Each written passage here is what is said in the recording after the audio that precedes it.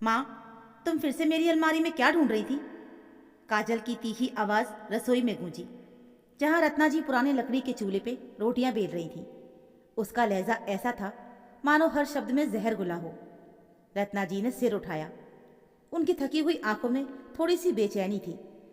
कुछ नहीं बहू, बस तुम्हारा दुपट्टा अलमारी से गिर गया था।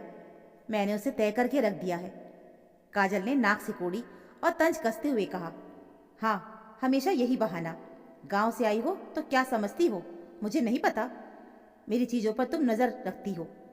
रत्ना जी ने गहरी सांस ली, लेकिन कुछ नहीं बोली। उनके होठ कांपे, पर वो चुपचाप आटा गूंदने लगी। उनके बेटे विजय ने रसोई में कदम रखा।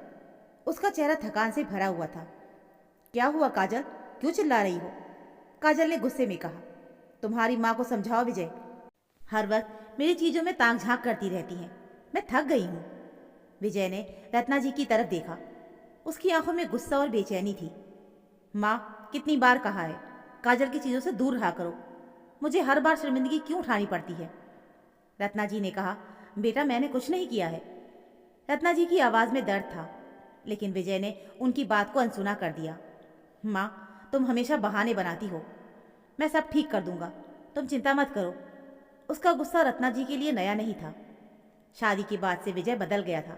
पहले वो अपनी माँ की हर बात सुनता था, उनकी हर छोटी बड़ी ख्वाहिश पूरी करता था, पर अब वो काजल की हर बात में हाँ मिलाता था। रत्ना जी चुप ही रहती थी, क्योंकि वो नहीं चाहती थी कि उनके कारण बेटे का घर टूटे। दिल्ली के इस छोटे से घर में रत्ना जी का जीवन अब एक खामोश दर्द बन चुका था। कभी ये घर हंसी खुशी से गूंजता था। विजय के बचपन में रत्ना जी और उनके पति शंकर जी ने अपनी पूरी जिंदगी उसे पढ़ाने लिखाने में लगा दी थी। गांव की छोटी सी ज़मीन बेचकर विजय को इंजीनियरिंग कॉलेज में भेजा।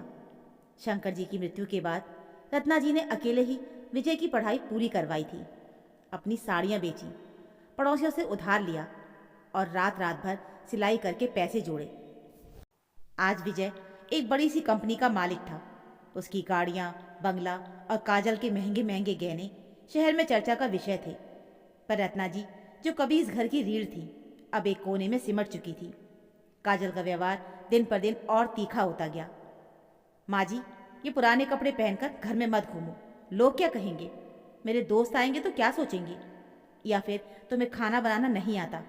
मेरे मायके में तो ऐसे खाने को नौकर भी नहीं खाते। रत्ना जी हर ताने को चुपचाप सहती।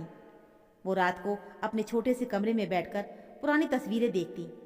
विजय की पहली साइकिल, उसकी ग्रेजुएशन की टोपी और काजल की शादी का वो दिन जब रत्ना जी ने अपनी आखिरी सोने की चूड़ियाँ बेचकर शादी का खर्च उठाया था। वो सोचती, शायद मैंने कुछ गलत किया है, जो मेरे बेटे का दिल मुझसे दूर हो गया है। एक दिन काजल ने विजय से कहा, तुम्हारी माँ को गांव भेज दो, वो यहाँ रहकर बस परेशान करती है। विजय ने गुस्से में कहा, काजल, माँ कहीं नहीं जाएगी, ये उनका घर है। लेकिन काजल का मन नहीं माना। उसने एक योजना बनाई। अगली शाम जब विजय ऑफिस से लौटा, तब काजल रोते हुए उसके पास आई। विजय, मेरे गहने गायब हो गए हैं। मैंने अलमारी में रखे थे और अब वहाँ नहीं हैं। विजय चौंक गया। क्या? गहने कैसे गायब हो सकते हैं? काजल ने आंसू पोंछते हुए कहा, मैंने तुम्हारी माँ को अलमारी के पास देखा था। वही होंगी जिन्होंने चुरा लिया होगा। गांव से आई है ना, लालच तो होगा ही। विजय का चेहरा गुस्से से लाल हो गया। वो रत्ना जी के कमरे में दनदनाता हुआ गया। रत्ना जी पुरानी डायरी पढ़ रही थी, जिसमें विजय के बचपन की बातें लिखी हुई थी। माँ, ये क्या हरकत है? विजय ने चिल्लाते हुए पूछा। रत्ना जी ने चौंक कर सिर उठाया। क्या हुआ बेटा? विजय ने गुस्से में कहा। काजल के गहने चोरी हुए हैं और तुमने ही लिए हैं, सच बोलो। रत्ना जी की आंखें भर आईं। बेटा, मैंने कुछ नहीं लिया है। मैं अपनी बहू के सामान पर हाथ क्यों लगाऊंगी? तू तो मुझे जानता है ना। लेकिन विजय का गुस्सा अब बेकाबू हो चुका था। सालों की थकान, काम का दबाव और काजल के आंसू ने उसे अंधा कर दिया था।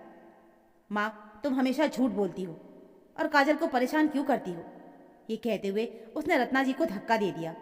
रत्ना जी का सिर दीवार से टकराया और वो जमीन पर गिर पड़ी। उनके माथे पर गहरी चोट लग गई। विजय बेटा, उनकी आवाज़ कांप रही थी। काजल ने तुरंत विजय को पकड़ा। बस करो विजय, इसे अब घर से निकाल दो। विजय ने रत्ना जी की ओर देखा। उसकी आंखें गुस्से और पछतावे के बीच झूल रही थी। माँ, तुमने मुझे मजबूर कर दिया है। माँ, तुम यहाँ से चली जाओ।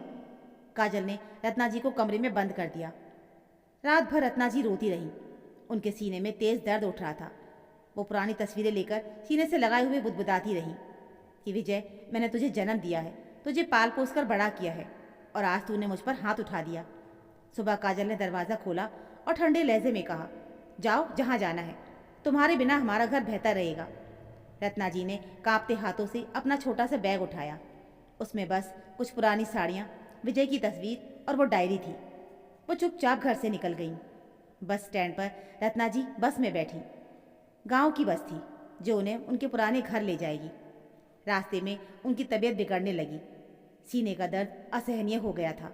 वो बुदबुदाती रही, विजय, तूने मुझे क्यों मारा? मैंने तेरा क्या बिगाड़ा था?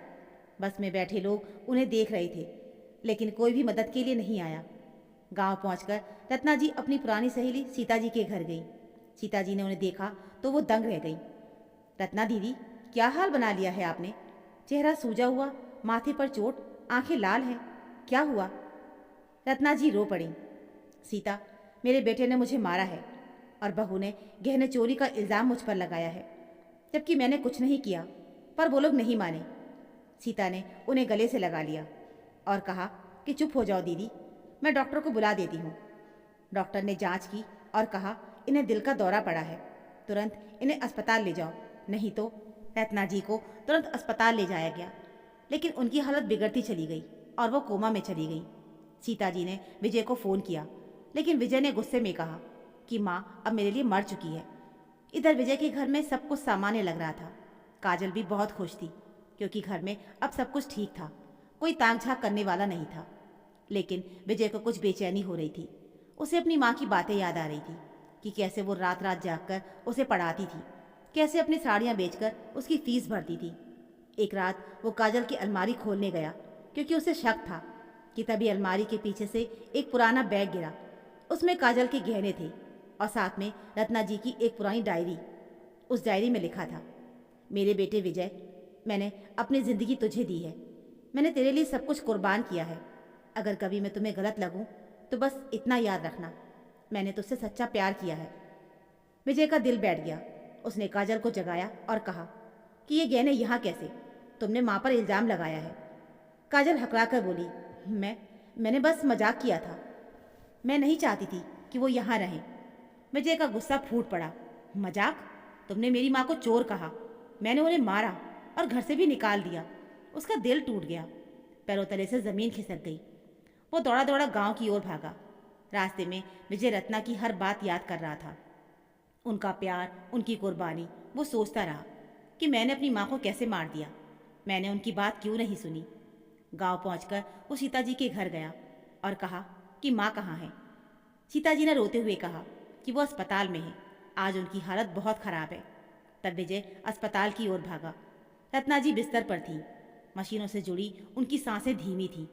विजय उनके पैरों में गिर पड़ा और कहा कि माँ, मुझे माफ़ कर दो, मैं अंधा हो गया था काजल के प्यार में, लेकिन गलती मेरी है, मैंने तुम्हें मारा था। तब रत्ना जी की आंखें खुली। उनकी आवाज़ बहुत कमज़ोर थी। बेटा, तू आ गया, मैं जानती थी कि मेरा बेटा ज़रूर आएगा। उन्होंने विजय का हाथ थामा और कहा, बेटा, मैंने कभी चोरी नहीं की, बस तुझे प्यार किया। विजय रो पड़ा। माँ, मत जाओ मुझे अकेला छोड़कर। रत्ना जी ने मुस्कुराने की कोशिश की। बेटा, मैं हमेशा तेरे साथ हूँ, तू बस अपने दिल में मुझे रखना। उनकी सांसें धीमी हो गईं और रत्ना जी की आंखें बंद हो गईं हमेशा के लिए। अस्पताल में सन्नाटा पसर गया। विजय का सब कुछ उजड़ गया। वो अपने घुटनों पर गिरकर रोता रहा कि माँ, मैंने तुम्हें खो दिया, ये सब मेरी वजह से हुआ। वापस दिल्ली लौटकर विजय ने काजल को तलाक दे दिया। अपने बेटे राघव को लेकर वो अकेला रहने लगा। हर रात वो रत्ना जी की डायरी पढ़ता। वो गहने जो कोमल ने छुपाए थे अब उसके लिए अभिशाप थे कि वो सोचता कि माँ, अगर मैंने तुम्हारी बात सुनी होती तो आज तो मेरे साथ होती।